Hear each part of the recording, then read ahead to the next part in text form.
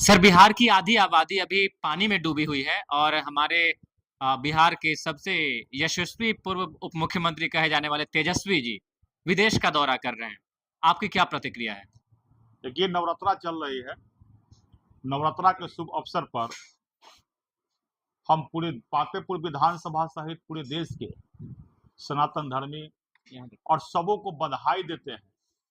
आज माता दुर्गा के चौथा स्वरूप चंद्र घंटा का पूजा भी है और माँ दुर्गा से मैं प्रार्थना करता हूँ कि माता दुर्गा सभी को शक्ति दे, कष्ट हरे और विघ्न बाधाएं दूर करे और सकारात्मक ऊर्जा वातावरण का प्रवाह हो और नकारात्मक ऊर्जा वो भी है उसका ध्वस्त हो जाए। आपका जो सवाल है वो जायज है। आधे बिहार बाढ़ से प्रभावित है, आधे बिहार जो है सुखाड़ से।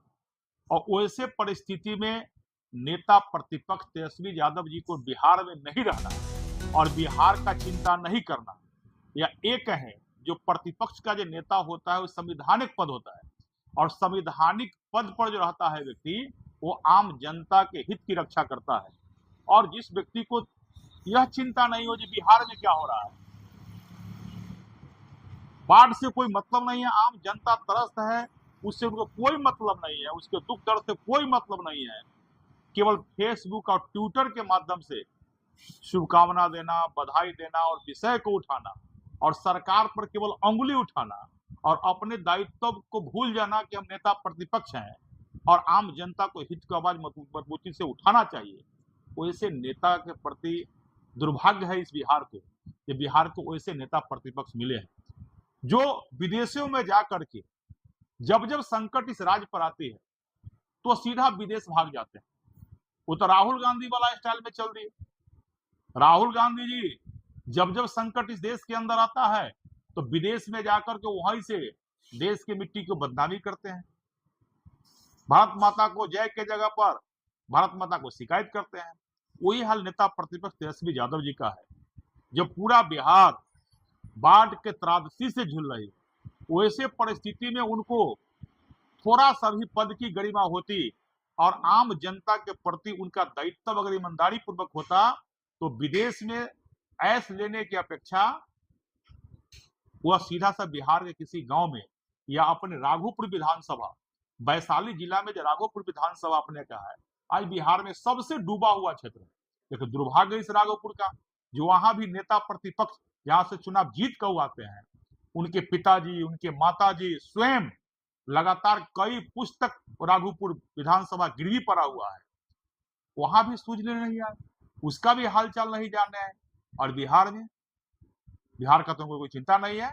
तो ऐसे घड़ी में राजनीति करने की अपेक्षा पक्ष हो या विपक्ष हो, हम सभी लोग को दायित्व बनता है कि लोक कल्याण कैसे हो और ऐसे विपत्ति की घड़ी में हम सब लोग मिलकर बाढ़ से प्रभावित लोगों को कैसे मदद करें, इसका चिंता करना चाहिए। सर, हर साल बिहार में बाढ़ आती है और बहुत जान माल की क्षति होती है। इस पर बिहार सरकार किस तरह का कदम उठा रही है इस बाढ़ को रोकने के लिए? क्योंकि रूस ने जब एक अपने सागर को सुखा दिया था और यहाँ पर हम एक नदी के धारा को सही से ना मोड़ दे रहे हैं, ना बांध का निर्माण करवा रहे हैं। निश्चित रूप से आपका निश्चित जो विषय है वह जायज है। वह बाढ़ जो है और सुखाड़ जो है ये आपदा माना जाता है, ये किसी को हाथ में नहीं होता है। ये सीजनली जब बाढ़ पानी ऊपर से बढ़ गया, समुद्री इलाका अब नेपाल के तराई में पानी बढ़ गया तो उससे बिहार प्रभावित हो जाता है। अभी आपने देखा भी है। और कल ही हमारे पातेपुर विधानसभा के झील बरेला जो अभी सूखा हुआ है, कल जिला प्रशासन के सभी लोग आए हुए थे और इसका भी मुआयना कर रहे थे। विधानसभा में मेरे द्वारा ही क्वेश्चन किया गया था कि पातेपुर विधानसभा महनार विधानसभा के बीच में एक झील बरेला है, उसका उराहीकरण यदि हम कर दे, उसका सौंदर्यीकरण यदि हम कर दे और यहाँ झील बरेला से होकर के 13 नंबर पुल होते हुए और नून नदी लखनिया तक का इसका हम नहर का निर्माण यदि कर दे और सुलिस गेट जो वहां लगा हुआ है नून नदी लखनिया में 14 गो द्वार बना हुआ है उसका उपयोग करें और एक सुलिस गेट हम झील बरेला की ओर लगा दे, जब भी पानी आए तो पानी सुलिस गेट के माध्यम से गंगा में चला जाए और जब हमारे यहाँ पानी की आवश्यकता किसाने के हो तो उधर से हम सुलिस गेट खोल दे ताकि पानी बरेला में चला जाए और इसका सदुपयोग हो, बाढ़ आवे तो उस बाढ़ के परिस्थितियों को भी अवसर में कैसे बदले, इस पर हमने विधानसभा में क्वेश्चन किया था। और उससे 3 विधानसभा के लोगों को फायदा था, मानार विधानसभा, मोरबा विधानसभा और पातेपुर विधानसभा। माने लगभग 15 लाख लोगों को जन कल्याण का बड़ा समस्या का समाधान हो जाता है। जबकि बिहार सरकार के पास में अपना जमीन जो झील बरीला पड़ता है, जो पातेपुर और जंदाहा ज्यादातर पातेपुर में पड़ता है, लगभग 850 एकड़ जमीन बिहार सरकार का है। हमने कहा उसको नापी करवाइए और नापी के माध्यम से बिहार सरकार के जमीन को सीमांकन कीजिए और सीमांकन करके जन कल्याण की भावना से हमको झील बरीला को राहीकरण सौंदर्यीकरण करनी चाहिए।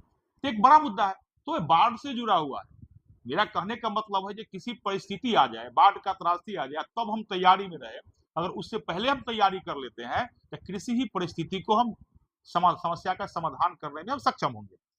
तो बिहार सरकार इस पर लगातार प्लानिंग भी कर रही है, काम भी कर रही है और निश्चित रूप से हमको लगता है कि बाढ़ आने से पूर्व भी पूरी तरह तैयारी में हम लोग हैं और पूरा बिहार सरकार का जो सुविधा है, जो बिहार भर में जो बाढ़ है, अपने वैशाली जिला में आपने देखा कई विधानसभा बाढ़ में पड़ गया है। सब जगह सरकार को त्वरित कार्रवाई करते हुए जिला प्रशासन के माध्यम से, सरकार के माध्यम से सुविधा दी जा रही है। लेकिन जो बड़ा सा विषय आपने उठाया, जो पूर्व पे क्यों न तैयारी कर सकते हैं, सरकार उस पर संज्ञान में ली है और तैयारी भी कर रही है। Thank you sir.